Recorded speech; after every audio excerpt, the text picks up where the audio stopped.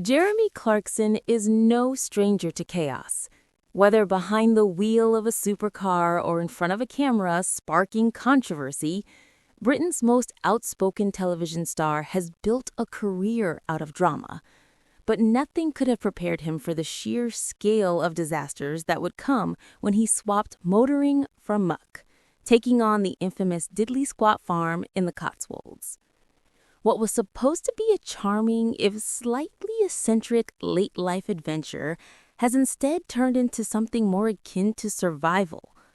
Clarkson's latest revelation proves just how bizarrely dangerous farm life can be. In his newspaper column, he confessed that every day on his farm now feels like playing Russian roulette, not with machinery, not with cattle, but with mushrooms. Yes, mushrooms. According to Clarkson, the fields near his farmhouse have been completely carpeted with wild mushrooms. At first glance, they appear harmless, almost picturesque, but hidden among them could easily be some of the deadliest varieties in Britain. He pointed out that there are around 15,000 different types of mushroom found across the UK. Technically, you can eat all of them, but, he rightly added, some of them only once. With his trademark sarcasm, Clarkson admitted that his solution isn't careful foraging or meticulous research.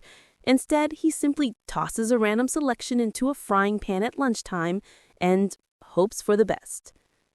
Fans reading his confession were both horrified and amused. Social media erupted with comments suggesting that Clarkson's real threat isn't the tractors, bulls, or bureaucrats he faces, but his own reckless approach to cooking. But poisonous fungi are just the latest chapter in what has become a seemingly cursed farming story. Since taking over Diddley Squat Farm, Clarkson hasn't had a single normal year. Each season seems determined to throw him a fresh disaster, a new test of resilience that no amount of television experience could have prepared him for. The very first year, he was hit with the COVID-19 pandemic.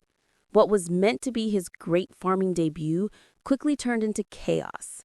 Lockdowns, disrupted supply chains, and endless restrictions left him struggling before he'd even found his footing. Year 2 brought a very different kind of fight, not with nature, but with the local authorities.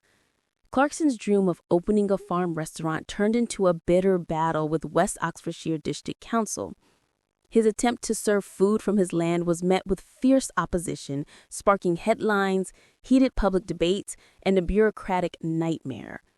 For many, it became a symbol of the eternal struggle between independent farmers and red tape. By the third year, disaster turned deeply personal. Clarkson revealed that all of his pigs had died, a heartbreaking loss for any farmer, but especially devastating for someone still learning the ropes. It was a stark reminder that farming isn't just mud and machinery. It's about life and death, and the emotional toll that comes with it. If he thought things couldn't get worse, year 4 proved otherwise. The heavens opened with torrential rains, drowning fields that had been carefully nurtured. But before the land had a chance to recover, the opposite problem arrived. Relentless drought, scorching the crops and leaving the soil cracked and dry. In farming, weather is everything. And Clarkson seemed to be on the wrong end of it every time. Just when it seemed the bad luck might ease, another blow struck. A vet confirmed that tuberculosis had reached the farm's cattle. Clarkson took to social media to break the grim news, posting, "Bad news from Diddley Squat. We've gone down with the TB. Everyone here is absolutely devastated." The response from fans was immediate. Thousands offered messages of sympathy, praising Clarkson for his honesty and showing the brutal, unpolished side of farming that glossy television usually avoids. While other programs might focus on idyllic sunsets and tidy fields, Clarkson's farm has become famous precisely because it doesn't shy away from the hardship. Through it all, Clarkson has kept the cameras rolling.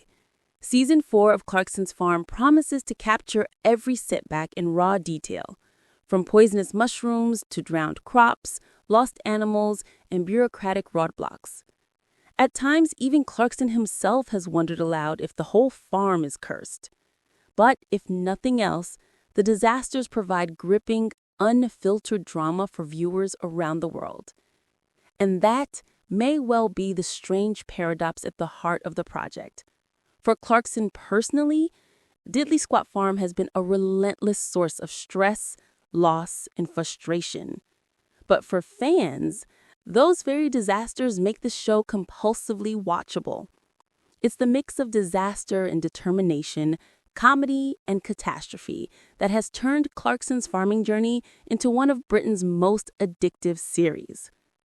In the end, Jeremy Clarkson may well survive poisonous mushrooms, torrential floods, pig deaths, and government red tape. But if he doesn't, as many fans joke, at least the cameras will have been rolling.